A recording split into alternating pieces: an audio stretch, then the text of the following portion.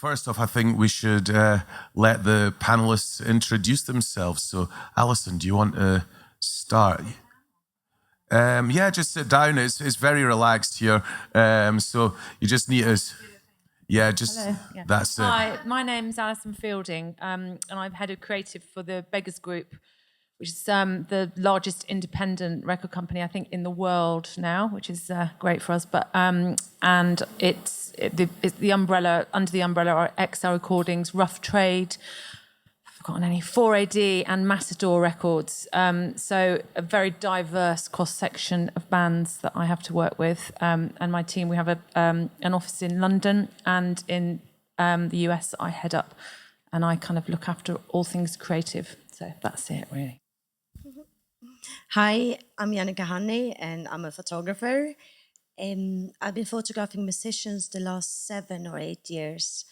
And I got a confession. The first album I first bought was purely because of the cover, because I thought the singer was really pretty.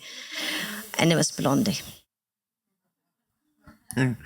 My name's Tommy Perman. I'm an artist and designer and musician. I'm in a band called Found, and I do all the artwork and sleeve design for that band, and I also do freelance design and illustration. And I probably got into music because of my love of sleeve design, and since about 5 years old made tape covers. So I dreamed of being a designer when I grew up. Sandy. Hi there, my name's Sandy McLean. I'm from Nova Scotia, but I came here in 1977 for my gap year. Got a job in Bruce's record shop with this gentleman here, Bruce, and gave me my musical education. In the 80s, I jumped ship and worked for management for Human League and for Rough Trade for 10 years, and also had a record label in the 80s and released records by the Vaselines, BMX Bandits, a lot of Edinburgh bands that you're far too young to remember, like Swamp Trash and We Free Kings, and things like that. I've been a record retailer now in Glasgow for Love Music for the past 17 years. The first 10 were Avalanche, and I've been on my own away from Avalanche for 6 years now. So I'm a very opinionated retailer. Excellent. So I think one of your fellow retailers tweeted something along the lines of all you need to know about record sleeves is to have the name of the band, the name of the album, and a picture. And I beg to differ. So I think that perhaps a good way of starting is, Alison, I mean, what would you say people should be aware of? What's the sort of fundamentals of record sleeve design? Oh, cool. That's a very loaded question. But I think, what, from design or for the musicians or designers? For both. I mean, what should a record sleeve have? What's the must-haves? Well, for me, it's really the key thing is what the music is about. And for a designer or music is to actually listen to the music. This is the key thing for me. And don't just sort of go in there sort of guns blazing, just saying, this is what I think you should look like. Obviously, sort of talk to the band and collaborate with the band. Don't be against one another. And there are obviously lots of mistakes that people make. But I can show you those later, which I think are good and bad things that...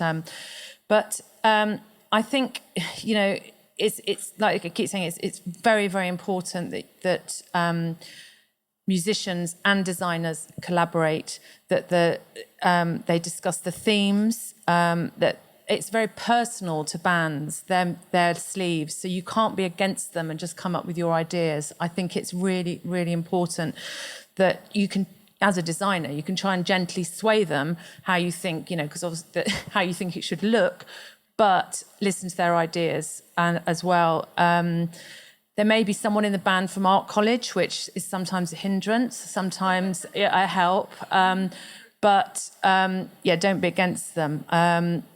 And I think don't always follow trends, you know, learn by your mistakes and keep an eye on what's going on and read as well as, you know, in design books, design blogs, everything, be aware of what's going on. Is there any things that have, where you've had a designer completely get the wrong end of the stick or completely misinterpreted what the the record was about? Well, a lot of our design is done in-house because we've got quite a large team. So not on my watch, I wouldn't say. But obviously there are things that I've done years ago which I'm just look at mortified now and think, God, how did I design that? But obviously it was of the time or working with the band closely. But I think, there are some pretty good examples of stuff not working. A lot of the time it's when it's artist-led, I hate to say, because they'll just kind of just come in guns blazing with what they think looks good, but we have to sort of gently sway, I would say, and tell them that doesn't work. Do you have these problems, I mean, where, examples of where there's stuff hasn't been communicated by the artist, or where it's not, you've been asked to do something and then it's not really turned out what the artist wanted? Well, it depends on, obviously when it comes to photography, that's kind of different from doing the sleeves because the sleeve is very direct. But I went off with a band up Blackford Hill to shoot a record cover. And it was 2 years ago, so whole Edinburgh was covered in snow. We had 10 people up there with the instruments and their outfits on, and it looked totally amazing. But when we finished the shoot, and this was for their sleeve, they said, we don't really want snow on the cover because it's too focused on the season. So I thought, all right, we just spent 2 hours in the snow shooting a cover, but we actually just rethought the whole thing and actually went down to the blue drill hole and shot a completely different cover. And I shot that cover. I didn't create an image for the cover. I actually shot them independently, and then the designer put it together. So, but I think it's all about communicating, actually, because you preempted a lot of things I wanted to talk about in the sense of always communicate. It's like if you sit down and have a proper meeting and throw out all the ideas there, then you actually pinpoint down, so you know exactly what you're doing on the day. And it doesn't always go to plan. True. And trends as well. I don't do trends, in that sense, because that takes 2 years and it looks super old. So if you kind of find something beyond that, when you actually illustrate the music in a genuine way, I think it's always lost in a completely different way. Tommy, you design your own sleeves, so do you have an internal dialogue with yourself? Always, yeah. From my perspective, what I try to do is design our sleeves away from my own personal style. So it's quite weird. I try and do things that I wouldn't normally do for a found album project. So I've got my own style when it comes to drawing and artwork, and I can throw that away and try and think of something completely different and stretch myself for this and treat it as a different project. The other band members are artists and designers as well, aren't they? Do you ever get them going, fuck off, we don't like this? Or no. Perman, get back to your computer. No, they know their place. It's quite difficult as well when you have bands with, say, 5 members in. I'm not going to mention any names here. I might do later on. But we'll get you another beer and then you can. They all want to put in their 2 pennies, which is really difficult, where you're trying to please them all, and they're all coming from different angles, and sort of to try and bring it all together sometimes is very, very difficult. So sometimes as a designer, you feel like you're really compromising, I think. But the key thing is that it's their record and they have to be happy with the sleeve. But how do you avoid this? Is there a way of just being a bit dictatorial? It depends who they are, I think, as well. I'm not saying, it depends on the personalities and sort of gauging that as well. Because, obviously I work for a label. So, I don't want to go and piss off all the bands, and then get, what are you doing? Pissing them off, and they've come complain to us. It's all part of the process, and the sleeve is only a tiny part of the whole marketing side of things, or the project or the album. Unfortunately, we'd like it to be sort of seen as more, but there's a lot of work goes into it. But yeah. Sandy, what for you as a retailer is absolutely fundamental on a sleeve? A barcode. You really have to have a barcode. And it's just, I'm just that frankly, major artistic contribution. Well, it's nice. It's handy to have the name of the band on the front cover. That's kind of good. And the title is also handy, but not necessary. Every found album that came in doesn't have anything on it. It's a lovely picture, It's like Joy Division, Unknown Pleasure. It's a lovely cover. Doesn't sell, but it's a lovely piece of art. But what it meant was for That's not the reason it doesn't sell. But no, for thought you'd be every copy of his talking album that about came barcodes. in, I had to put it on. I had to basically sticker up every last single one and just write artist, title, price, and just put them on. It's a pain in the arse, but it's the art versus commerce argument. But you were telling me you had this with Chemical as well, didn't you? Chemical were none too That's his pleased label. when, Chemical Underground. When I came up with the artwork for the recent album, it's I've got it in my bag. I can show you later on, but it's a series of very bold kind of line drawings on top of flat colours, and it just seemed to muddy things to have any text on the front cover. It was a really iconic image, and I think it works exceptionally well. That's your artist hat on. You know, it's art and commerce. Here we are. So it does. That's basically the crux of the argument: is art versus commerce. Commerce, and then trying to blend the two is the the Commerce happy isn't medium. working so well anymore, so I think just go for the art. Still paying your rent. And I mean, are there certain things which you do find work well when they're done? Oh yeah, well there's good sleeves and there's bad sleeves, definitely. Yeah. For indie bands, it doesn't really matter what the sleeve is. Really, it's coming down to the buzz of the band, whether people are going to come in and buy it. Like something like, say, like the Midlake album, fantastic album, but absolutely dreadful sleeve, and that kind of it worked because in spite of the sleeve. But for specific genres of music, a good cover can work really well, especially for metal and punk. You know, guys will come in and just look at the sleeve and never heard of the band, but just tick off the visual imagery boxes like swords, sorcery, dragons, scantily clad maidens. Oh, I have that. And punk, it's the same kind of thing. Yeah, short haircuts, brick walls, whatever, that kind of. So they'll buy it. And you can see that they just come in. Yeah, And absolutely, really, every day. And what about other genres? I mean, are there certain kind of, I mean, I guess you could call them like cliche images with other genres. Oh, look, that's the Find record. So some text would have spoiled this, right? A sticker. Your record company could have put a sticker on the plastic cover. They did. They must have given you the ones without them just to give you something See, extra. this is how you're selling promos again, Sandy. Yeah, that's right. Well, I wasn't supposed to mention that. Yeah, so what, they put a cellophane sticker over it and... A cellophane wrap and then a sticker with a 4-star review, only 4 stars. That's why it didn't sell. But in the old days, in the 60s, bands had to be at a certain level before they were big enough to sell. When the Rolling Stones, I don't know, was it Third Stones album? The band didn't want any text on it at all. And they argued, but they were big enough by that time. They'd sold millions. This was our 3rd album. Was it really? Yeah. We've sold literally tens of copies. But Chemical Underground is a label run by artists. So. Musicians. And a drummer. The drummer runs the studio. So I think this though sounds to me already like quite a good solution, because if you've got your sleeve is not affected by text. So if you've got a cellophane wrapper, that means that Sandy's happy because it's got your name on it.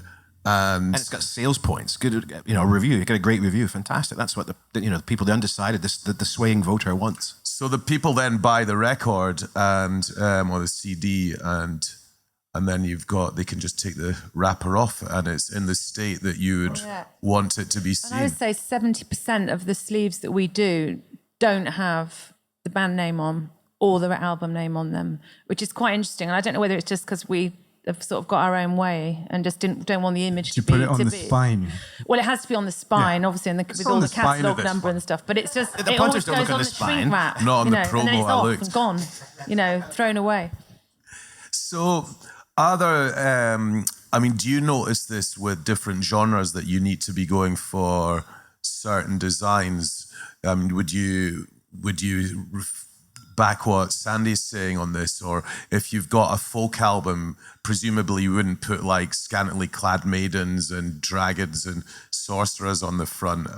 No, but obviously if the band fancy a scantily clad maiden, then you will, or kind of have a little nudge towards that. But I just, actually, if we're talking about genres, could we just put up the Space Goes Perp Well, it's a real genre sleeve, but it's absolutely awful, because I'm really glad you said that. It's been terribly badly executed. We brought this up yesterday, and we were testing out the projector, and we're like, God, that's a minging sleeve. I bought mostly bad sleeves, which I thought would be a bit more fun to look at. Things that are well executed. But this was very artist-led, who's obviously, I don't know if anyone knows Space Ghost Perp, he's New York kind of hip hop. Very nice, actually. Doesn't look, looks pretty hard on there, but he's a bit of a pussycat. And this is where artist involvement goes terribly wrong, where we came up with some really good, the old Halloween font and everything. How topical. And we it was should have just done dreadful. the panel yesterday. It was just absolutely dreadful. And this is where the artist involvement went horribly wrong. And with all this dreadful Photoshop effects and everything. I don't know whether it affected the sales. It didn't sell anything anyway. But then, obviously, if you look at the Goblin sleeve, which is kind of the same genre, there was obviously a big, this Tyler, the Creator sleeve. This is the same genre. But to me, this is a really, really strong sleeve. Again, very, very heavy artist involvement. I think that might be a picture of young Buffalo Bill. There was another version actually of him, which I couldn't get hold of, which is just him, again, in the same sort of pose as the Space Ghost Perp, doing his, thing, and with him behind. And again, it's really, really effective because of the type. But again, that's a genre thing. But also no artist name on there. I keep finding that in the Goblin section. Yeah. My staff just don't know. They just look at that. Where does that belong? I'll put it in the Goblin section. And because of the metal, we have a Goblin section. Yeah. Can I ask you, Ali, when you designed this, right, has the artists actually, are they almost like over your shoulder then? No, well, this was done in New York because obviously they're a US band. And because of the way he is, they've got a big management. That was actually all through management, through email and all through, so that was and there's work with this big US management company, the bigger the band, you don't actually deal with the band, you have to speak to the manager, which is sometimes quite frustrating. But I think he got there in the end with it. I think it was quite successful. And they did a whole campaign with all these goblin stickers everywhere, sort of, that were done in bright pink, which, created a good kind of buzz about it all. But yeah. So, when you listen to a record and you've got the choice, they've not got a big management company and they've not come to you with ready-made artwork, do you avoid certain things with certain genres? Well, no. I mean, it's all what I was saying at the beginning. It's all starting from the beginning and just having a bit of a brainstorm, really, with whether it be band, whether it be management, or both. And then just sort of any idea. I mean, I think an idea a lot of the time should come from the band, even if it's just a nugget of an idea that you can then go away and think about and come up with some ideas. And then sort of part of the process is, going down the line, you come up with some ideas and some visuals. They can go, fuck off, I don't like them, or, go back again and do some more. But that's all part of the process, I think. Do artists come to you sometimes with an image or a photograph that they like and say, we'd like this for our cover? Yeah, a lot of the time. But then, obviously, I mean, it might be an idea then to start on the sort of copyright side of things that, people, they might trawl the internet, find an image, think, I really like that, I want that on my sleeve. But it might be from some big company like Getty Images or might by quite a famous artist or something, and then obviously you have to say to them, well, you can't really have that because that's going to cost you 20 grand to have that on your cover. So again, it's that's one issue, but then there's also they might have a picture of them when they're little or something. It's always it can work both ways, really, and sometimes they're absolutely dreadful pictures and you have to tell them, well, maybe we should go down another route, but or avenue. Is there a good way of broaching this as a designer or as a photographer? I mean, presumably people are quite precious about this image, and in the same way that you might have to say to the singer of a band, you need voice coaching, or you're singing. You obviously wouldn't go, your singing's appalling, but How do you broach this subject? Do you have a personal technique for this? Well, I just sort of said, well, let's have a look at that. Let's come up with some ideas using that. But I think that we should maybe explore this avenue as well and come up with something completely different. Or, sometimes 9 times out of 10, they'll sort of go with your ideas, because I've been doing it for a long time, or my team have been doing it for a long time. But sometimes you're stuck with that photo and that has to be the sleeve. And there's, that's it, we don't put our names on those.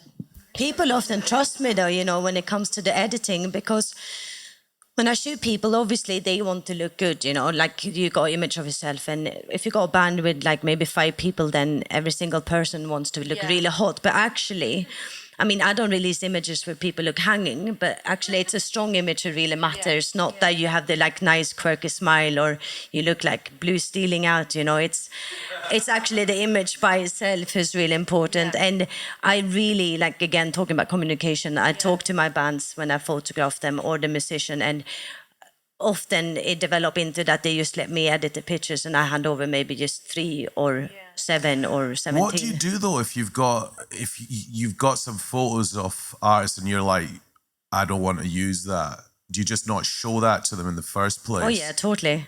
Right. Yeah. So I guess as a photographer, you've got a bit more leeway in that respect. Yeah. I had bands who was like, oh, you could just send us all the pictures, and like all the raw files. And I don't work like that. That would be like, I don't know, when you produce music or whatever, sitting at home with a guitar, and then just skipping all the other chapters. So no, I delete them straight away. And then I have like a assortment, maybe of 25 from the start that I consider. But I think that's important to trust that, isn't it, as well? Yeah.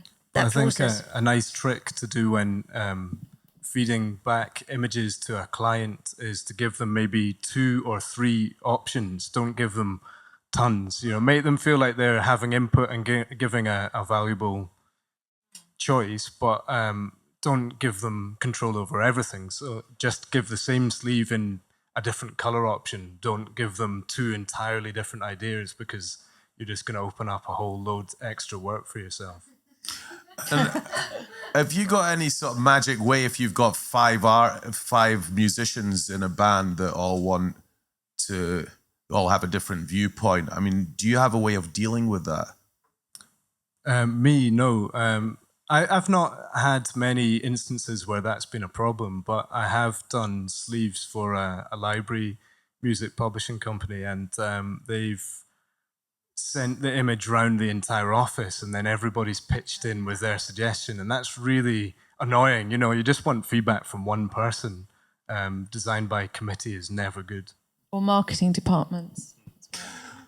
Well, this is interesting though, because presumably there's elements in this where, especially if you're a label with this, or a label, I guess umbrella label like Beggars is, there are cultural sensibilities, there are retail sensibilities. So if you've got a huge retailer that maybe is a supermarket, then certain covers might not be appropriate, or in certain countries, cultural things might be considered. One springs to mind is Kiss had to change their logo in Germany because it looked like the SS logo, and that's actually illegal. So when you buy a Kiss record in Germany, their logos, the S's are slightly different. And excuse me a sec, but Amazon sales in the UK to Germany of Kiss, the new Kiss album, it's like breaking all records. It's like tens of thousands being sent from to Germany because they can buy that. Don't want to give Amazon a... That's the way to go. Let's not plug Amazon. They're a shower of bastards. I don't really know what to read into that. Yeah. Well... Yeah. No, I've recently had a band that we're working with at the moment, who's a new 4AD band, and they're young guys from LA who've just come and sort of sent these things over.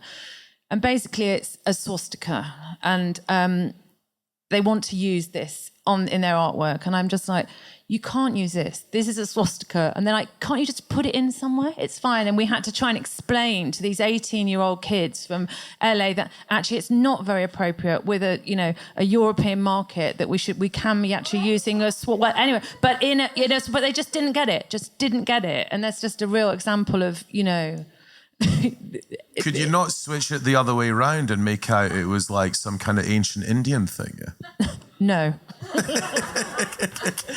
What happened in the end? Did you just No, it's still in progress, but they're working with an illustrator who's kind of coming up with some other ideas that don't involve a swastika. It's really hard to say no to musicians, isn't it? People are just afraid to say no Well, on the they chain. are a little bit, and I think working for our label, they sometimes a little bit kid gloves with the artists, and it's like because they're like they don't want to upset them, and it's very difficult sometimes because I'm a bit Just tell them. But you just put it in with a penis in the middle. Would that not work? Yeah, like those Viz defaced cartoons. Does anyone still get Viz? I recommend it. Yeah, you can. There's a monthly defacement competition, and someone's always drawn a swastika as well as a penis. Anyway, moving swiftly on. Sandy, have you ever had anything that you just wouldn't stock because of the cover? Right-wing stuff. We had a lot of stuff over the 80s of fascist bands and skinhead bands trying to sneak stuff through, like your Screwdrivers and Last Front and things like that. But and some dodgy metal bands as well, homophobic stuff as well in the mid-80s. But I mean, is that the sleeve or is that the band? I mean, presumably you just wouldn't stock Screwdriver records, but I mean, would you was it something to do with the cover as well as the actual band?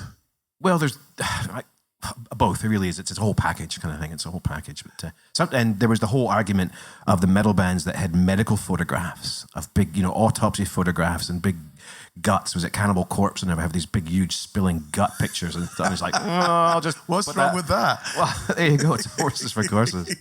So did you refuse to stock those as well? Oh yeah, absolutely. And I mean, has there been anything recently where you've gone like, no way, I'm not having that in the shop? Not really, no. I can't think of anything off recently, no. So your swastika guys are they're one of the few that you've had, or is it something that comes up fairly? But I'm just trying to think. I was trying to wrap my brain over the years of stuff that's been a little bit dodgy. But obviously, people like indie shops would probably stock them, but you're not going to get them racked in Asda or Sainsbury's. For example, I don't even remember the artist Peaches, and her album was called Pussy Hole. You're not going to see that in Sainsbury's, but you'll see that in the indies.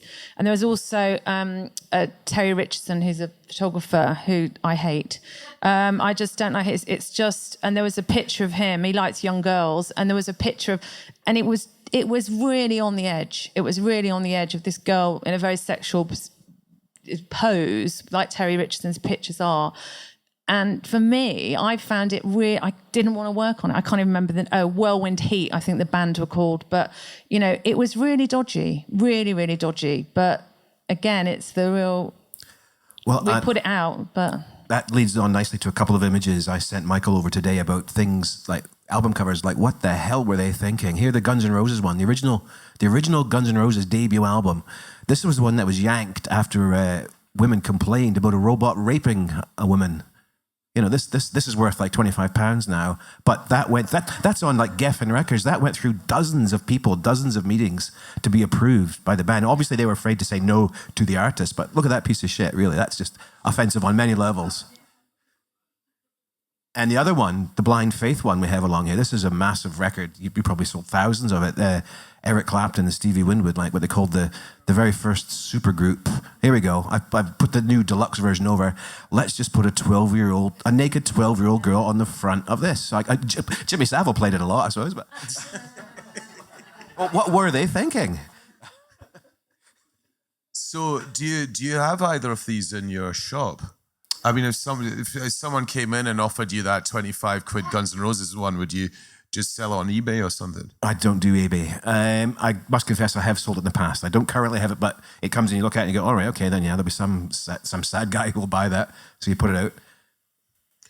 In terms of other areas where you can compromise sometimes, for example, if you're not keen on a sleeve, but it's not necessarily offensive, could you use that as the inside sleeve, for example, or do say, well, okay, we'll put that on the back, or we'll do something else with it? I mean, have you ever experienced something like that, Tommy? Yeah, I've actually just finished working on a sleeve for a classical guitarist. I did a sleeve for him a couple of years ago, and he's a friend.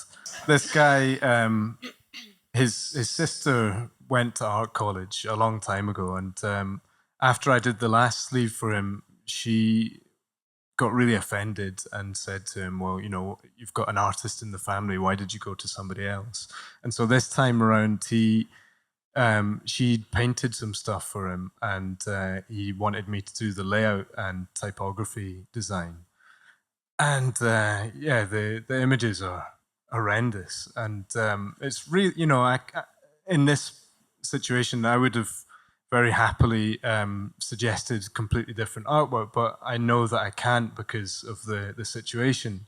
So what I had to do is try and very delicately kind of change things around, so the best that I had to work with was on the front and the worst was hidden underneath the CD, and that kind of thing, and do some really kind of bold typography design on the front so that the image is kind of pushed back a little bit. I've tried to do it so that she's still getting credit for her work and that she'll still be happy. It's a really delicate thing, and I didn't want to upset her because I knew that she was really annoyed after the last thing. So it's these things happen, and you kind of have to. I just want to make something that looks professional and stands up to the music on the CD. You know, it's a very, very good. He's one of the best classical guitarists in the world, and the CD sleeve should reflect that. Sandy, can you think of any records where you've opened them up and they've had an amazing inside sleeve, or where there's been like a really nice surprise in there? Well, recently, just the past year or so, actually, a couple of Glasgow bands or Scottish bands, the French Wives album, you see on a CD artwork, and it's just this kind of little squidgy drawing. But once you actually open it up and see inside, it's a lovingly illustrated piece of art with lots and lots to look at. You look at each individual thing. It's a camera, it's a fan, it's a pair of scissors, it's a speaker and things. And inside, this is just the front cover. Inside, there's more. So that was a really pleasant surprise. That's a great album as well. That font used to be used by some kind of bakery chain, didn't it? I recognise that too, actually. Is that Fat Shadow, I believe? Is that the Fat Shadow font? Yeah. Ask Tommy. He knows about these sort of things. Tommy, do you know what the Well, font it looks is? kind of like the Rizzler font as well. Yeah, it totally is. All right. Okay. It is. I'm surprised I never picked up on that.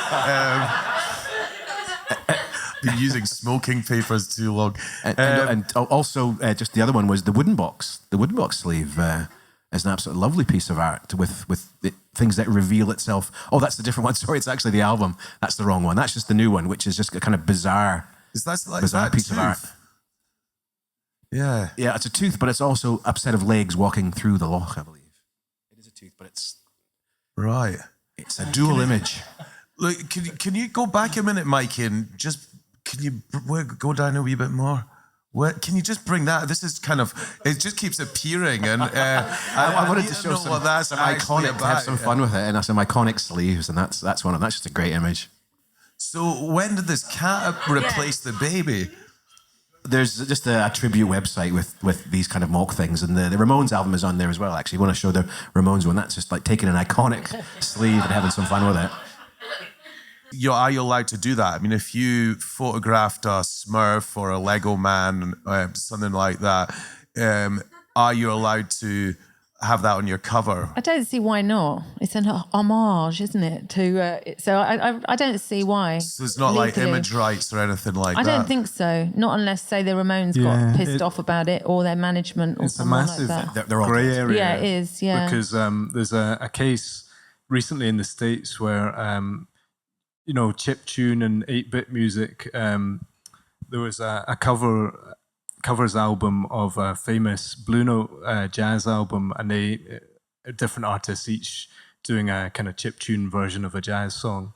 And then they carried on that theme to the sleeve and did a very pixelated artwork version of a classic Blue Note sleeve.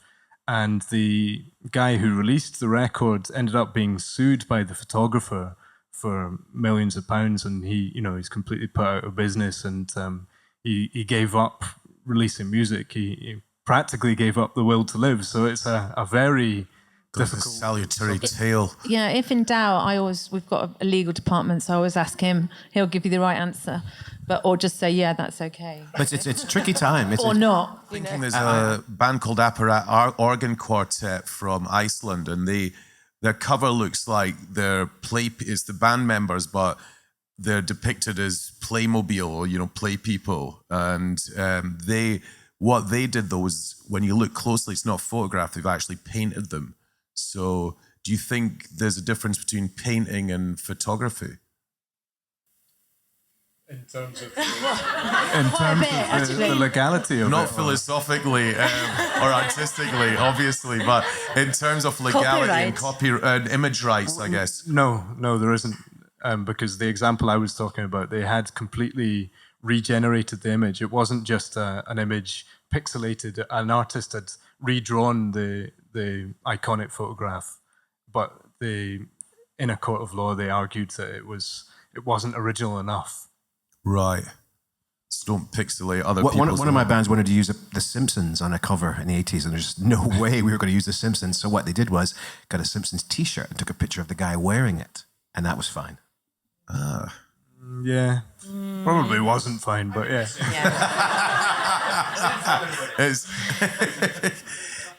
Yannicka, how does it work with photography? I mean, if you've got a model, if you sell that, I don't think it's the luxury car. You've got a Luxury car, yeah.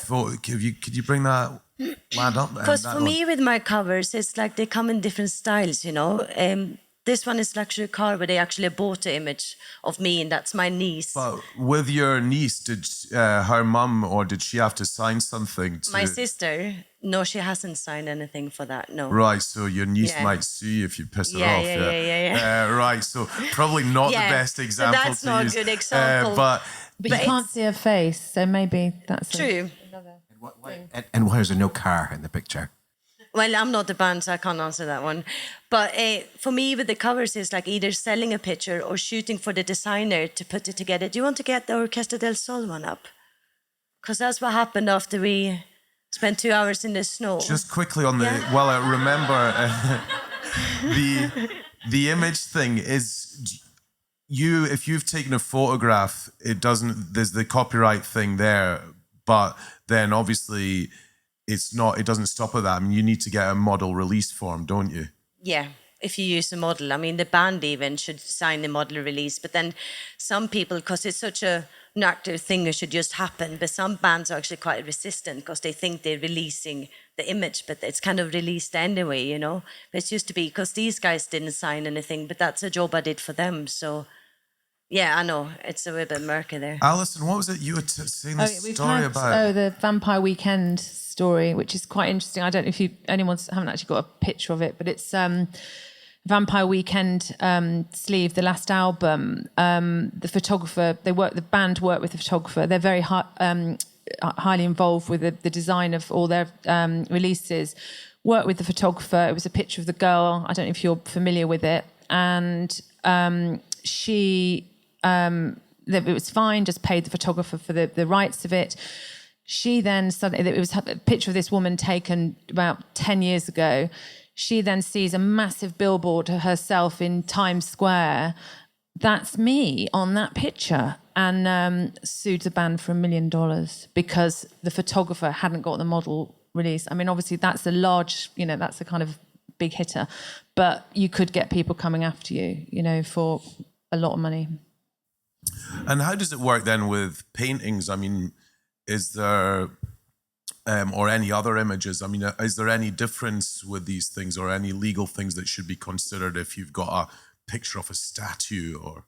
Well, a lot of the time, so if it's an image from an image library, then they're obviously owned by people, by the National Portrait Gallery or someone like that, or Getty, and then you obviously have to contact them to get the rights of usage. So it might be for 10 years, or it might be, but you always have to contact them, or it might just be for life. And obviously, the longer it is, the more expensive it gets as well. But a lot of the time, I'll just sort of say we're a little indie label. A bit harder to do now, but then obviously, if you take a picture of a statue, again, it's that very grey area that you were talking about, because who is it owned by? Because that photographer has taken a picture of something, or they've taken a picture of, say, that mural. Who owns it? It's a very grey area. But I think it's interesting that these grey areas, and there's various things that come together in my mind on this. The Orquestra del Sol with the it's the wrong season, or things that are inappropriate.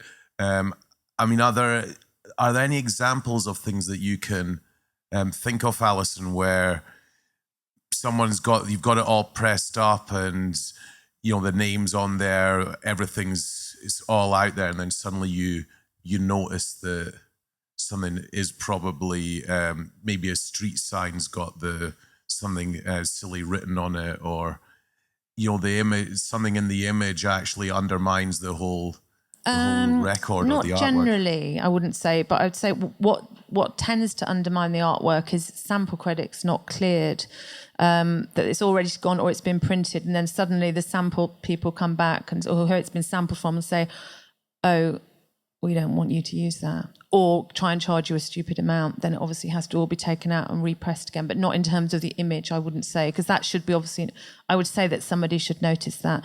But I did, there was one mistake I made years and years ago, which is a band called Trans Global Underground, who I think they're still knocking about.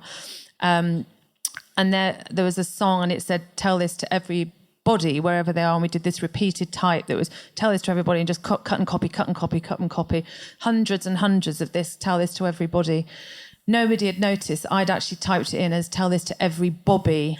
And this poster went, all these huge street posters with every Bobby, and nobody noticed it was actually on the street. It's just like one of those things. It had gone through all the proofing process and everything. And whenever I made a mistake for years, it was like, oh, is that a tell this to everybody? You know, it is surprising how often that kind of thing happens. Yeah. So no matter how many rounds of proofing something can go through, there'll still be that typo at the end. That's a pretty huge one. That's a good. It's interesting this you mentioned with the samples, because it brings me on to the credits, things that you usually find on the back of a release or on the inside sleeve. But presumably there's things that need to be credited on that, like the producer or the songwriter. And I mean, are there any legal requirements for that? There are, yeah, but a lot of people don't take notice of them. I mean, generally, you was going back to the barcode. It's very boring, but the barcode really should always be on the back with the catalogue number and the P&C credits, which are the publishing and copyright. I won't go into it because it's a very boring kind of area. But that is generally, we put those on the back, probably now the website of the label of the band, and then inside all the other info about producers, musicians, players, samples, all that kind of stuff, and where it's recorded. That doesn't need to be on the back, you know. As far as I'm concerned, you know, the minimal amount that goes on the back, the better, really, because it interferes with everything. There's a Glasgow band called We Are the Physics, whose album came out last week. We just made them track of the month today. Well, guess what? The barcode on the back of their sleeve doesn't work. So the designer shrunk it down so small that it just doesn't scan. So we sold about 10 last week, and they're just not going to appear in the charts anywhere.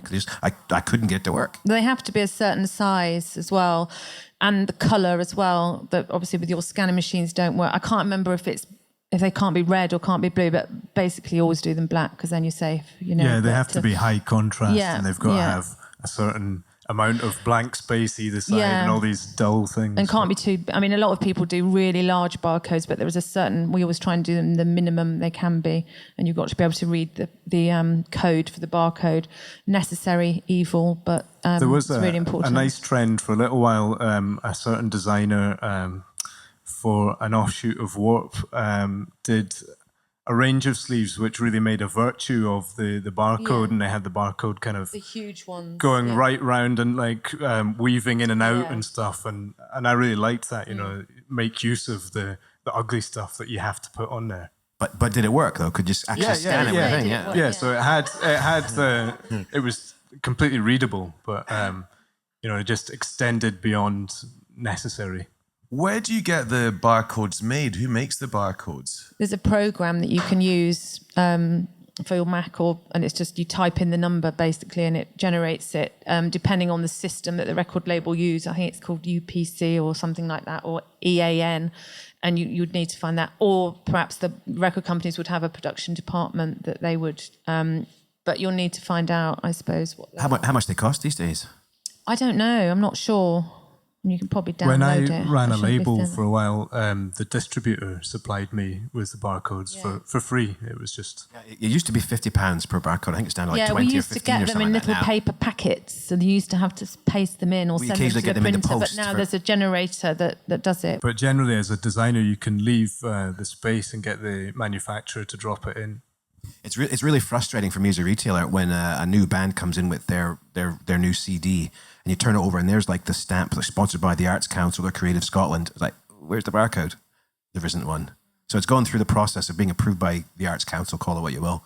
And nobody's thought to say, should we have a barcode on this? You know, try and sell some on Amazon or anything Well, like you HMV. see, Sandy, as long as your grant application ticks all the boxes, like what happens after that doesn't really matter.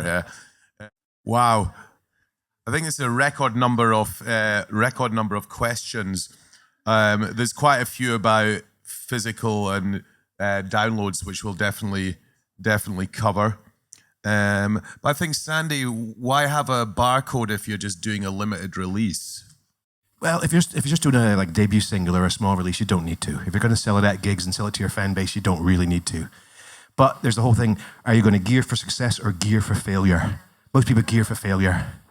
So there you go. If you want a gear for failure, don't have a barcode. And how do you find the people that you work with, Alison? Not so much. We try to keep as much in house now. We've got quite a big team of people, obviously in the States and here, and we've now got a photographer who did all the XX stuff, and he's straight out of college, and it was absolutely beautiful photography. But a lot of the time, sometimes a band wants to actually work with a specific designer, then you have to go with it. But we now don't actively seek companies because we think with the What about individuals? How does someone become a member of your team? When there's a job available or someone leaves, Do you actually advertise the jobs then? No, Right. I have done in the past, and it takes me 3 weeks to get through all the applicants. And a lot of them you can edit out, but it's not easy to get into, I wouldn't say. And also to actually make a living as a freelance sleeve designer is, I would say now, because budgets really have been slashed, it's very difficult to make a living, so you have to diversify, as you well know. But obviously I work for a label, and I'm very lucky that I have the opportunity to work with lots of different bands across lots of genres. So, but it's pretty tough, I would say. Do you, is it worth, do you ever check out people's portfolios, or if they send you a link to their work? No, all the time. Photographers, particularly, because obviously we commission photographers and illustrators the whole time, not just for sleeves, but for press and promo as well. And sometimes when there's a big band, there's budget there for them. But as well, I like to sort of use, new people or people who are just up and coming in that way. So there's much more of an opportunity for those than actual designers themselves, I would say. Tommy, how did you go about getting these commissions for sleeves? Is it just through your friends and fellow musicians and other bands? Yeah. But I would say that it's been a very long and slow game. When I left art college, I did a hell of a lot of work for free. And I think that's just, unfortunately, a modern condition. You have to, no matter what field you're working in, I know that it happens in journalism and photography and any aspect of the kind of creative art forms, you end up having to do a lot of work for free. And off the back of that, I built up a portfolio and a reputation, and I started to get some paid commissions. But it takes a long time. Now, you're the man to ask about this one I've got in my hand. When is something an homage and when is it just stealing? Wow. It's Well, probably mostly just stealing. But the rule is every artist and musician steals all the time, but it's how you do it. And if you do it in a nice way, and if you kind of, you can pay homage, and you can, you try and give your twist on something. And the key is to steal from lots of different people at once rather than just one person. Yeah. Can And I that's just how show you you make this something new. would be quite good, as you said, an homage. I think I said it before. But if I can I've just the train on the way up, I've just been reading Tim Burgess's autobiography from The Charlatans, and he mentions a sleeve that I was actually involved in that he really, really regrets and was one of the worst sleeves that he'd ever been involved with, which is quite hilarious. But I just want to show you I just want to show you the original picture, which is the Lewis Morley, this one here. Okay, so this was the original image that the band Light, which is quite a famous. It's the guy who did the very famous Christine Keeler image with the chair when she's naked, and this was great. Which I thought we should have just licensed this image because it was really fantastic, and it was what the sound of the band with the Hammond organ in the '60s and blah blah blah blah. And this is quite a long time ago, and I was sort of quite green, as the saying goes, but. They decided that they wanted to use their mate, who was a hairdresser in Manchester, who didn't look anything like this hairdresser at all. And then they also wanted to go to this model agency and choose a model, but which basically they chose a model that they all fancied, that they could spend the day with. And then, but in this, it was quite funny in the book, he's saying, obviously this guy's got no shirt on. Their mate wanted to keep his new stripy jumper on. And then if you could just show us the next sleeve, which is where things go badly wrong, this is the homage to the original 1960s photograph, which obviously I went along with the band knowing that this was an absolutely dreadful, dreadful sleeve. And this is, when things can go horribly wrong with an homage, but band intervention, all blaming one another and drooling over the model. And actually, people actually thought, because I think this was the first album that was released in the US, they thought that was the band. And they obviously think that they look like Dollar or something like that, and just it was mortified by it. They did actually go on for a single, I think, telling stories to license the very famous Christine Keeler image, which cost them for a 7-inch single, which probably sold, 4,000 copies, £16,000, which obviously took them quite a long time to pay back. In my mind, it would have been better to pay that money for the album. They were obviously quite a big band at the time, but yeah. That's where it goes terribly wrong. This is, I'll do a bit of editing, but if you change an image by 50%, does it become yours? It does, though, actually. Because I've done jobs for the list, and they can't afford to buy the actual image, so we used to reshot it. It's a tricky one, but I think that's how it works, doesn't it? Yeah, because it's your image. I don't know. I don't know how you would work out what 50% of an image. Well, that was the next question. Talk to a lawyer. Sorry not to give you a conclusive answer on that one. But the question is, why would you do that? Surely you want to come up with something new yourself, no? Well, maybe just like what Alison's saying, you've got an image that you like, and then you recreate Inspired. it rather than spending a fortune on it. Do you need to, Yannicka, if you're taking pictures of a building or outdoors of a park, do you need to clear any copyright there? No, you don't actually. But the thing is as well, when I shoot bands, I make sure that it's not like the Hilton Hotel in the background because it looks rubbish, yeah? So I really avoid like traffic signs or cones or distinct kind of locations that people really relate to if the band doesn't want me to shoot that, I done a band on Portobello Beach, and I'm not doing that again because it's kind of been used. Exactly.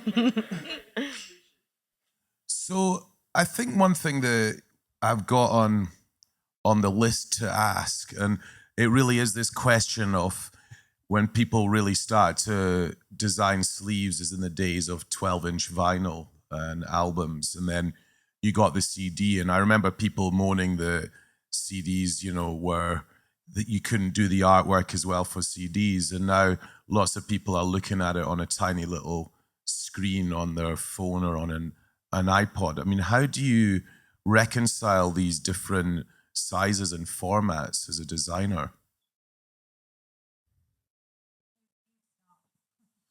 Well, I think it's an interesting challenge. Even when I started designing, which wasn't that long ago, but 6-7 years ago, when I was getting sleeves commercially printed, there wasn't really any digital sales. So I wasn't designing with a a tiny 100 square pixel thumbnail in mind.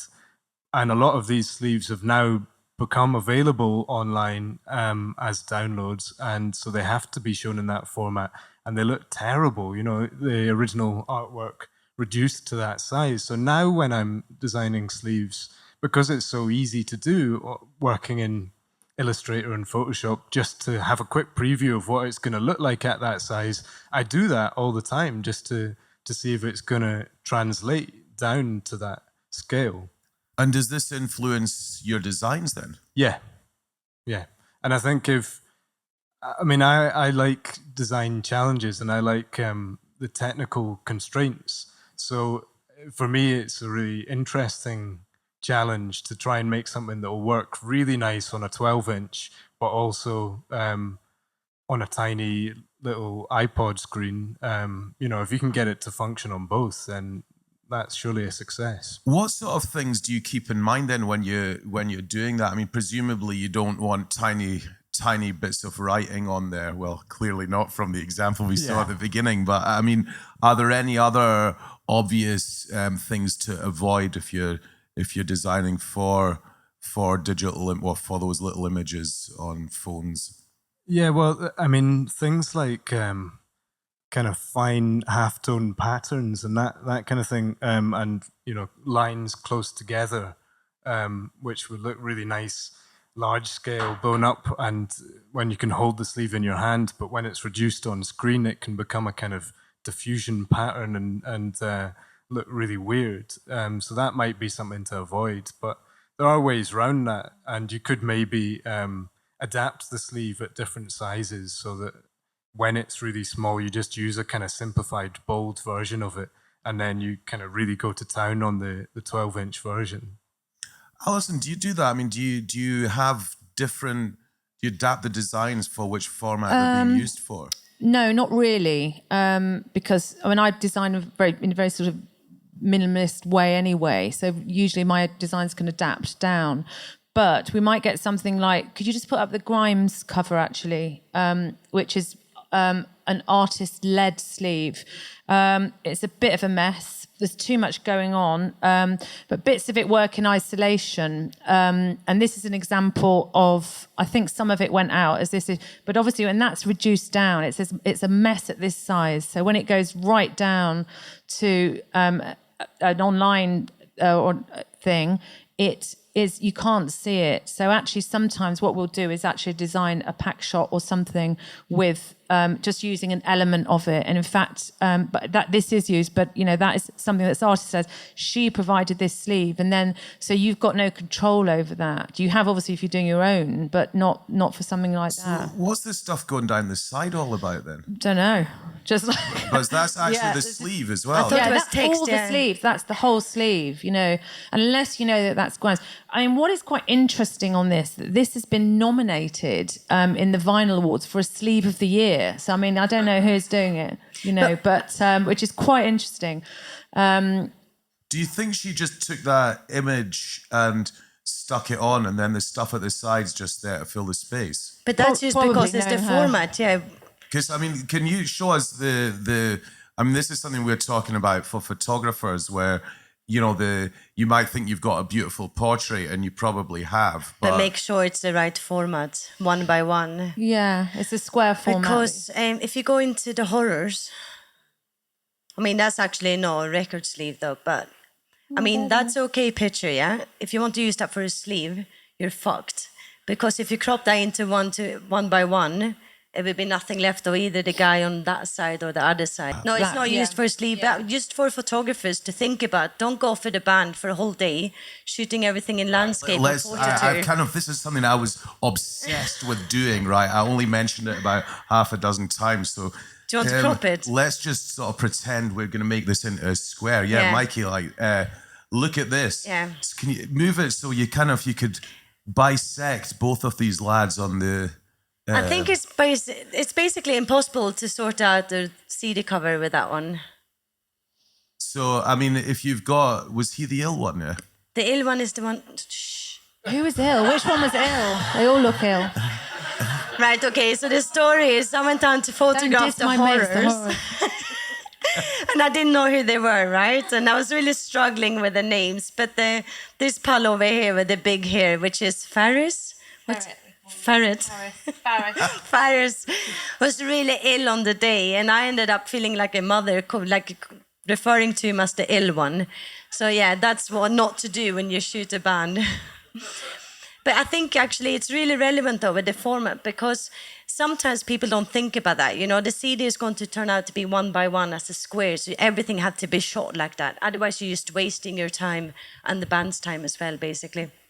Now, something with obviously now the with technology as it stands, you're used to just flicking through these little images. But I went to a presentation on, I think, something called MP4 a couple of years ago, and they were saying, well, you know, you can bring all the artwork out, so you have all the sleeve notes, everything that, you know, I as an old geezer miss when I get a download. So I want to know who the producer was and everything else. I mean, and also what the inside sleeve would look like if I had the physical version. I mean, are you aware of any formats now or things that are on the horizon where all that stuff could actually be incorporated? So rather than going, you know, backwards artistically, it's going to open up new possibilities. So you can get a whole load of pictures when you open the track. I suppose the obvious answer to that is artist apps, where an album will be in the form of an app, where you're actually making a lot of virtue out of the format that you're releasing on. And so if you're choosing to do something digital, then you're using all the bells and whistles that digital can do and a physical format at present can't do. But I don't think if you're downloading something just into iTunes that you ever look at, you can get enhanced booklets that come in, you know, there's more images when you click on the album artwork. I don't think people look at them. I don't think they do at all. Does anyone look at them? Does anyone know what they are? I mean, there's a format which is a digital download booklet, which is basically a differently formatted booklet for people to print out on their printer. But for me, that's pretty soulless. And I don't think a lot of people do it. Some of the bigger bands will do an enhanced version of it. But again, that seems to have gone up with app development and everything. That seems to have gone off the radar a little bit. But we certainly don't do any for any of our bands anymore. I mean, going back to the actual physical product, I mean, especially where CD is concerned, although we can talk about your special vinyl in inverted commas. What difference does the type of material that you're using for the cover make, and you know, what should people keep in mind when they're, you know, what difference does it make if it's a digipack or a jewel case with an insert? My answer to that last bit of the question is just stay away from jewel packs, because they are horrible and they snap so easily and then they just look tattered. Even a new CD within days can look like you've had it for 10 years. Whereas a digipack, if you choose a really nice artboard, a nice textured paper. Do you all of you know what a digipack is? Right, okay. It's basically you've got some there, haven't you? It's like the you know how you cardboard get those sort of version. really, and this is something that amazes me with a CD, that's something that is so shit. Like the jewel case is the plastic case where the little bits in the middle immediately break and you get this plastic shower when you open the CD, and you know, where you drop them on the floor, they shatter. A digipack is usually made out of a type of card, and it opens up. It'd be quite interesting to see what you say, but as a shop owner, that I know that what we get a lot of the time is shop owners hate digipacks because they get mangled in the racks and everything. Obviously they're shrink wrap, but obviously with the jewel cases are a bit more robust. But I would say, you know, we're certainly doing most releases apart from a commercial release like say Adele, it is all in digipack. But the supermarkets certainly won't stock paper digipacks at all. How do you feel about it, Sandy? Well, I prefer digipacks. I think they're a nicer form of, you know, a nicer medium for the art. And they're also 40p cheaper to post when you're selling online. Per item. good to know. Wow, it's amazing the sort of stuff you learn. This is kind of like the sort of thing I'd normally learn from Kevin Avalanche. What the digipacks? They certainly used to be, didn't Some of them are. Depends. I mean, obviously with the printers, and it depends how many you print as well. And obviously, if you start having loads of extra flaps and all that kind of stuff, then it gets keep your flaps to a minimum. But you also one like this. You don't have the CD booklet. Obviously, like in a jewel case, you'll often have at least 4-page, if not 16-page or more booklet. And you generally wouldn't have that with a digipack unless you're wanting to pay a hell of a lot more. And the more pages you have, the more expensive it is to produce. So look, that's got the name of it and the name of the album. That's tremendous. See, it's the perfect marriage of art and commerce. Is there a barcode in the back? No, because this was on Fence. But there is a Scottish... Fence purposely geared for a certain level. I won't use the word failure, but they like to be small. There is an Arts Council logo on the back there, though, yeah? And there's no barcode in the Arts Council. I'm a taxpayer. That pisses me off. There's no accountability. Are we trying to get this money back or just throwing it away? So the Arts Council logo seems to be sort of exclude a barcode then. But from a design perspective, how much of what should you take in consideration? I mean, is there a big difference between designing a cover for a CD that's going to be on a jewel case and one that's for a digipack? not really, I don't think. Obviously, you'll have more surfaces to work with if you've got a bigger booklet, more images to use. The other thing, actually, with a digipack, it is slightly rectangular. So there's the whole thing about the cropping. So if you're doing a digipack and then a vinyl, then obviously the cropping needs to be different. But that is something to mention. If you're at all aware that you're going to do a vinyl version from the beginning, then you should start with artwork for the vinyl, because you can't scale up. So if you've finalized artwork for a CD and then want to do a 12-inch version of it, it's tricky to kind of make that look nice, because you're having to scale it up a lot, and it'll start to pixelate and look really crap. Yeah, I mean that's the thing about the resolution. Could you just bring out the Mikachu, which is the Never sleeve there? I don't know where that was. I mean, this is an example of that. Mikachu in the shape, she does all her own artwork. She's delightful to work with, but she's got no idea about the resolution of what things should be. So this image will come to me this big and probably less than a megabyte. She also does a vinyl version of this. So if you imagine blowing up a 1 megabyte image to something that needs to be probably 60 or 70, it ain't going to look that great. But she can get away with it because it's all about the sort of, I mean, I like it in a way, but it's just this sort of very low fineness, which, her music is about, and she can get away with it, but it's not what you should be doing, really. Right. Well, so what is this blown up? But this was actually. Well, you can see in the background pixelated. it's pretty shoddy, I quite like it. Well, I do, and they're sort of naive. But then I could see you wearing a shirt that looked like that.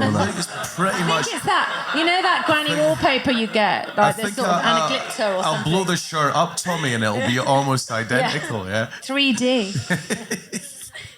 Camouflage. But I mean, she's breaking all the rules there.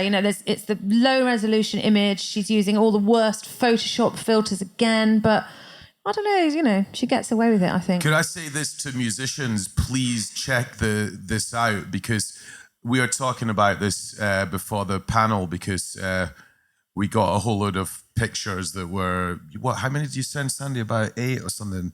It was like 300K or something. And we're like, man, how are we going to blow that up? But somehow it sort of worked. But it is kind of the amount of times I get stuff where I'm like, please send me this in a decent size so it could be printed, or it could be blown up to a large size. And if it's too big, upload it for you to download it. Yeah, you get things like you send it or we transfer, and don't send someone a giant file, send them a link or Dropbox. Any of these things are good. But if in doubt, consult a designer or a photographer in terms of what size the image should be. Okay. What next? Yes, the materials, because this is an interesting one. Is someone that is interested in making sleeves and wants to use hand printing things and do I guess like making each one individual, which the fence guys do a lot as well. What would your advice be for that? I mean, is there?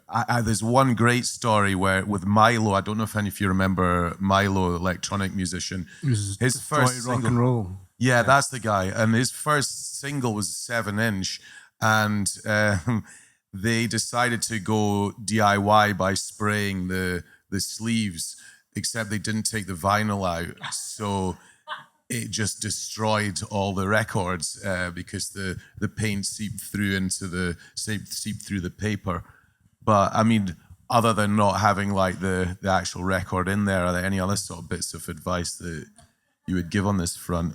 Yeah, mainly to go for it, because I think people really appreciate a hand-produced, hand-finished sleeve. It takes a lot of effort, but hopefully adds value. And these days, folk want to buy something that's unique, and I think it's commendable, and do it. Sandy, do you find you sell more if something's been handmade or there's something unique about it? Oh, definitely, yeah. Especially right now, there's loads of like nice niche market things that people are bringing in, nice fold-out, unique artworks, and that's a great way to go. And back to the barcode thing, it's fine having a small run of nice things like that fold out like that as well. Like, I'm not slagging off fence or anything like that to be too big. It's just nice to have a product, a physical product, instead of a soulless download. Something that's tangible. Absolutely, and for new bands, especially for teenage buyers or young buyers, you do want to identify with the group and the act. Going back to the homemade feel. I mean, obviously, it's practical for a very small run on things, but if you are not necessarily a hand-on, but if you want to use special papers or finishes, then obviously the costs are horrendous unless you're printing huge runs of it.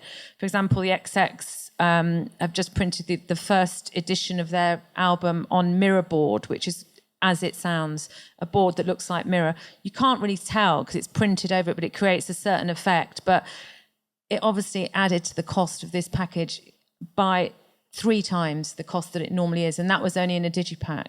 So the costs are a massive. Well, I mean, I think Matthew from Song by Toad Records was saying that they did something which cost them £14 to produce. So they actually had to sell out this extremely limited run just to break even. But I mean, the most famous one, I think, was New Order, wasn't it? Blue Monday, that's right, because it cost 2 pence more, 5 pence more per copy than they sold it for. But to me, stupid. I would just increase the dealer price by 10p and made 5p. Like these, that's that kind of art versus commerce thing not working. We were talking about this, Olaf, before the panel, but since my band signed to Chemical Underground, it's been interesting working with Andrew Savage, who does all the print production for the label, and kind of speaking to him about different materials options and getting quotes in and try to find the balance between the right printing technique and material and what that does to the unit price of the record, and find that kind of sweet spot where everybody's happy. But it's really good to have, they work with a really good production company in London who we had the boss actually on the last panel from Karen. Key Production, so Karen from Key Production, I guess they iron out a lot of those things as well. I mean, as a designer, it is very nice to be able to, because I'm talking about physical formats here, that it is quite limiting, not just working in a square, but also to the type of material that you can use. Whereas if you weren't doing record sleeve design, if you were doing corporate design or whatever, you might have the budget to be working on with better materials. So it's great when you get a project that you can just really get your teeth. I mean, I've actually, our friends, the Horrors that were there, I've just worked on a box set for them, which is a remix of all the tracks on the album, and basically it's all bells and whistles, and for me it's like, yes, I've just got to do this with a wish list of design kind of specifications. What format is that going to be on? It's going to be vinyl as well. No, 12-inch box set. So, but again, this has to be printed in China because it's much cheaper to get printed in China. But then obviously you have the lead time on that it's much, because it has to get shipped. So it's much longer lead time on that. If you don't have a budget, there are always ways round. You can work within the limitations of your budget and perhaps choose printing methods that are cheaper, but make that a virtue. So I've often done one-color prints on a really nice paper, and it looks more luxurious and expensive than full-color artwork on high-quality board. So there's ways of kind of cheating it. Anyway. Yeah, and it's a big science of working with bands, how many they're going to sell. You use one-color printing, two-color, three-color, or the dreaded full-color, which like doubles the cost. So we had to work out with the potential of these bands. Are you going to sell 1,000? Are you going to sell 10,000? And give them the budget accordingly. But I think with the sort of the way printing's done now, that they actually are printed with these 4 and 5 color machines as well. So it has become a lot more accessible. If you want, it's there used to be that the booklets had to be just done in black and white, but you can actually print full color throughout now with less expense. And the thing, you were saying that I think the material thing is sometimes better to invest in that rather than the Pantones or whatever. What this links into the whole time considerations. I mean, how much time should you allocate? Is it different if you're getting vinyl sleeves printed, if you're getting CDs? Does it vary from digipacks to CDs and jewel cases where you've just got the... Yeah, I mean, it largely depends on the printer. What is quite interesting at the moment, because it's what we were talking about before, that there's been a huge resurgence in vinyl, which is great, but the impact of that is that all of the vinyl, because all the labels are doing vinyl, that all the vinyl factories are completely backed up. So everything is taking much longer and they can't guarantee when we're actually going to get stuff. So, we generally say sort of 3 months for an album and 2 months, 6 to 8 weeks for a single. But we actually only, as a format now, only do 7-inch singles and downloads, no other formats, which again is great, Tell me, how long does it usually take you once you've got the design ready? And can you get the covers pressed before you, or do you get the covers pressed before you actually get the CDs or the vinyl? No, it tends to be you would do a promo version of the artwork. For Factory Craft, the last Found album, actually took a hell of a long time. It took about 6 months of toing and throwing and working out what material to... it was over a year since we handed the masters in before that record came out. And I was amazed. I was like, we're with a more professional label now. Things will move quicker. But of course, there's tons of things to take into consideration. And you're in a queue of releases, other bands coming before you. But there are various deadlines along the way. And the promo artwork's got to come first. And then they'll get a batch of CDs just in card wallets made up with some kind of approximation of the final artwork, which magazines and distributors would get a copy of. So it's kind of got to be the final work, sometimes up to 6 months before the release, if you have the album ready in that time. But at very least, it would be 3 months.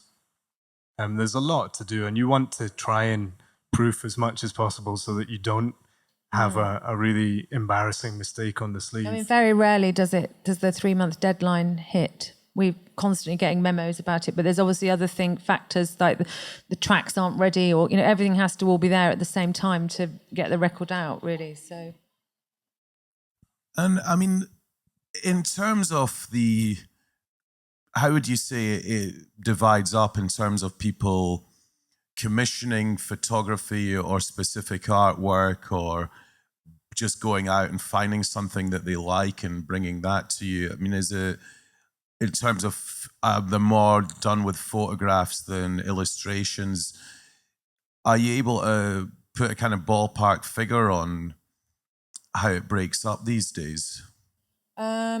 What in terms of obviously, because we're, if you're doing it yourself, then there might be, a mate might do it and they might do it for, a few quid or free. But obviously then some of the big bands that you work with, there are actually budgets there because you think that the band are going to do well or whatever. But for years and years, the sleeve budget or design budget has been £1,500 tops for everything.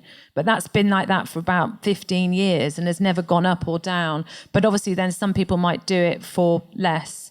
But they generally try to sort of cap it at that. And for the amount of work you have to do sometimes for that, it's a lot of work. And that might be, that'll just be the album. So would that go to the person to the photographer? No, that would be the design. And then the photography, again, it might be if you've gone to an agency, say like Getty or something like that, they'll come back to you with a figure and then you have to say, well, yes or no, or negotiate. It's another grey area because, for example, this, if you could just put the Mark Lanigan sleeve up actually, which is one that we did. This is obviously a beautiful image and very unexpected because the music is quite dark. I don't know if people know Mark Lanigan, but I had sort of spoke with him and I was just a bit in awe actually. Not very often get like that, but it's just like this rock god comes into the office. And this was an image that we decided we wanted something that was completely unexpected from what the music sounded like. So we just sort of came up with some ideas and I went to this place, the Design Library, which is a place that's got, I think it's 2 million samples of textiles, and it's an amazing place in London. I was in there for like 3 days. Anyway, trawled through all these images and came up with a few sort of floral images, which are very sort of anti-Mark. But this one here was an image I got from them that was actually 500 quid for worldwide usage ad infinitum for everything. And we got this really beautiful image for everything. So, but then, I could have gone to another agency, say Getty, who owned it, and it might have been 10,000 quid. That wouldn't have been on the sleeve if it was 10,000 quid, So, and you touched on a really good point here, and this is something that I think both designers, photographers, well, not both, and the musicians and labels should consider, and that's the actual usage. And is it a buyout or is it licensed? Can you only use it for the sleeve? What's the kind of typical deal or arrangement these days? It's the contracts that we have now are that you can use this for, or just say something like that. You can use this image for any sort of purposes that your label really wants to use it for really, and everything is covered generally because we've had our fingers burnt so many times. But I can't remember the name of the girls were saying the place where you can get the sort of contracts, can't you? From the yes. artquest.org.uk/artlaw.htm. We can put that up on But that was the model release, that wasn't it? Who's on there? The other it's just like a contract for image usage as well. There's probably several ones I would imagine on there that you can use. They're like templates. But I think it's really important to get those so you don't get stung. I guess from a designer's perspective, if you've done something for a small band for 500 quid, and then that band's using that image for not just for the sleeve, but the record takes off and it looks pretty good on a t-shirt and looks good as a big poster. How can you make sure that you get a piece of that pie if it starts getting it's difficult to do because the contract covers everything. So if the record company are doing adverts, they're doing online stuff, they're doing posters, that's normally covered, So the only thing that obviously is t-shirts, which are normally done by the merch companies, and that's a separate deal that the artist could then, get some more money out of. But generally this is pretty watertight, this contract, that it's for everything. So in that case, how does it work as a photographer? Do you expect the copyright from the photographer as well? If it's no, some people. This like I was saying before. Some people, the photographer will always own the copyright of that image, but you can use it for your purposes for however long. And when I do my shoots, I actually let go of the pictures. So it's actually a job that I've done. And if they end up using it for billboards and all that stuff, that's been dealt with already because it's something we agreed on. I'm not going to be like, this is the job we're doing and this is the fee. And then it's like, oh, you're using that on billboards. That's not what we agreed on because I actually let go of my pictures in a way it's tough, you know, if it's like the band might a have shame, just was but been paid that's what happened, 500 quid and then that band really takes off and nobody had any idea of that. It's, you know, we try to be very, very fair. Like, for example, this new band I'm working with called Daughter, everybody expects quite big things of them. And so we've realised that we actually needed to put some money into sort of quite a big photographer and have put quite a huge amount into it. So on all levels, which is good. So, I mean, is there a happy medium here so that, you know, the band or the label gets to use it for all things connected to the band and label, but the photographer or the artist that's created the image, they can exploit it in any other way that they fancy? I'm not sure. I don't think. I mean, obviously, if they wanted to advertise it on, you can put it on their website or whatever. But I don't know how they would want to use it. I don't think because obviously, you might have commissioned. So, for example, you commissioned a photo shoot from the photographer. Yeah, then that's specifically for your needs. But for example, you might. Can I just show you the horrors? The horrors sleeve, actually. Our friends, the horrors again. This. They were probably all ill that day. It's...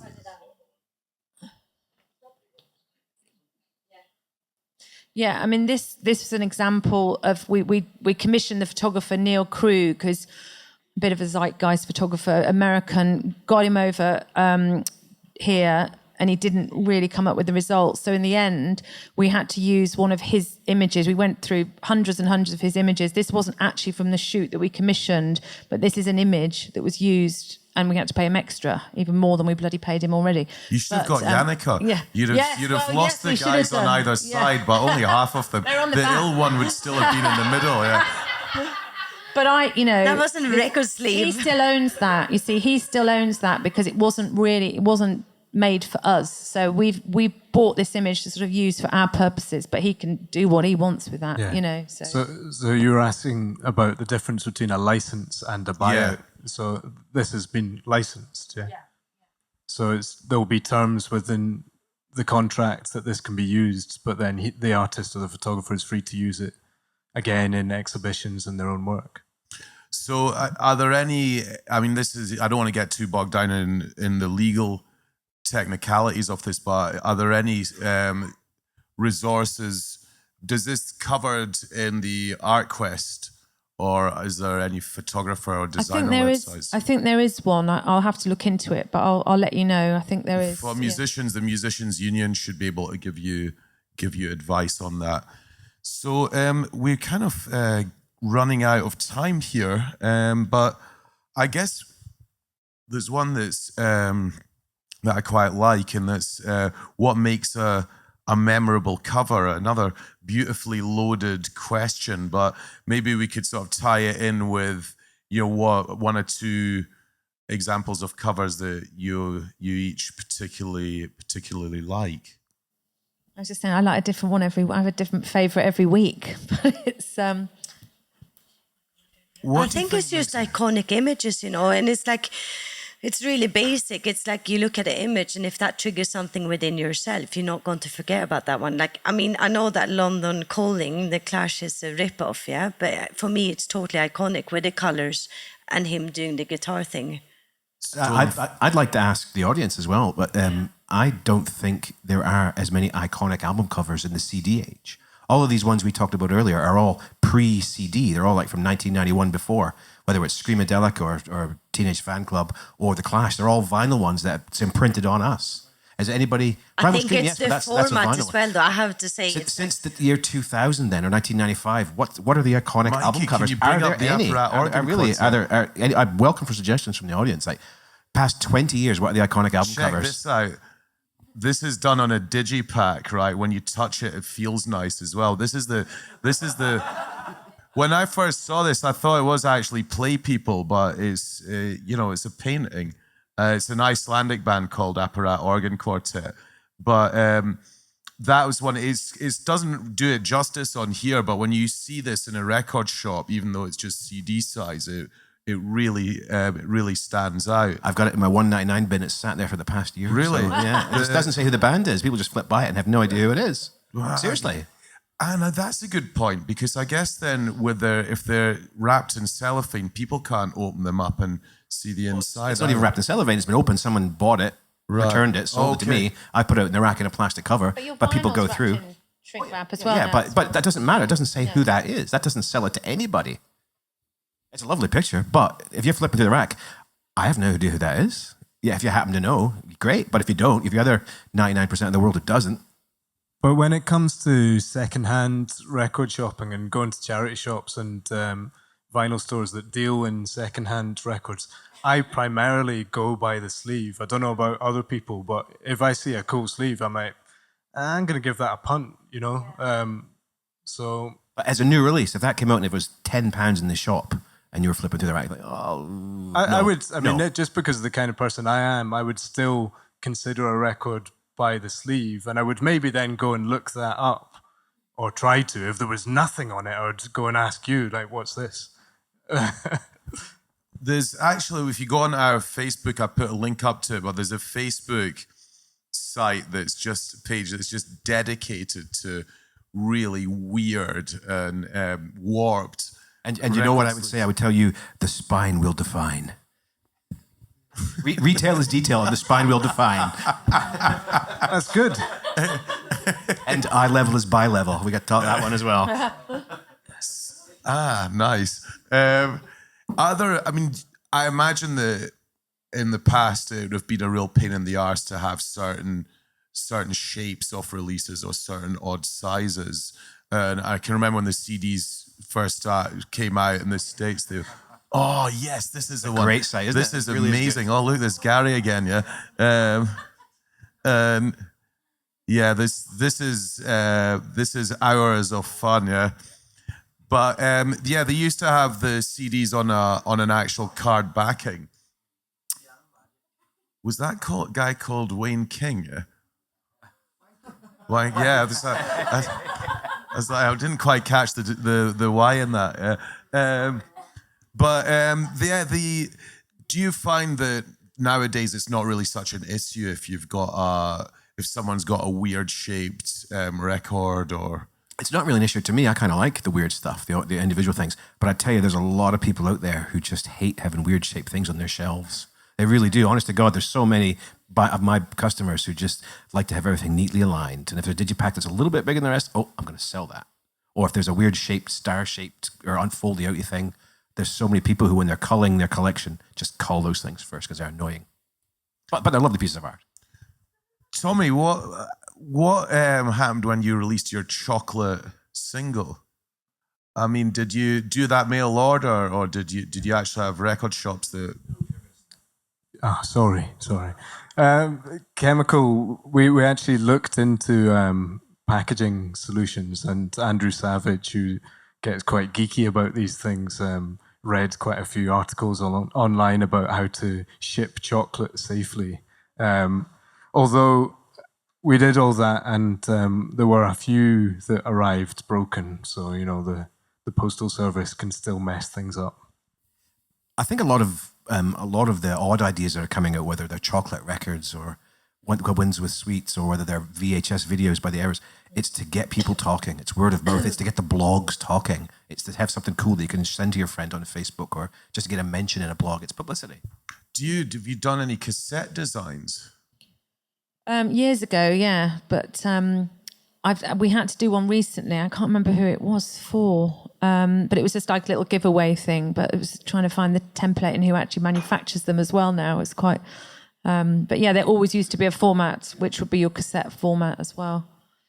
And again, however many flaps you're allowed, the more expensive it was. I think we can end the seminar on that note. Yes, the price of flaps.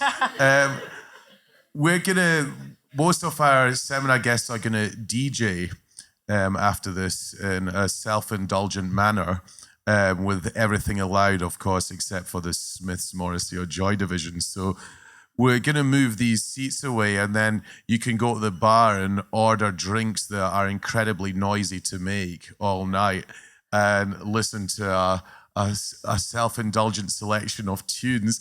We've also going to be putting this film of this seminar online soon. So, well, I think it'll be soon. And you can check that out. We're doing a very special Born to Be Wide on the 6th of December, which is a fundraiser for our Wide Days event in April. That's a 2-day event with showcases in the evening. It will take the form of a talk show with us interviewing our resident heckler, Bruce, at the front here. You've been very quiet tonight, Bruce. Yeah? And we'll also have some bands that have played our previous Wide Days event. So if you're not on our mailing list, maybe you can write your email if you're interested on a postcard, and we'll keep you up to date on that. Give it to Hannah there. And if you'd like to know more about Creative Edinburgh, please see the ladies at the desk there. They'll be able to tell you more and also give you some information on some of the events that are coming up.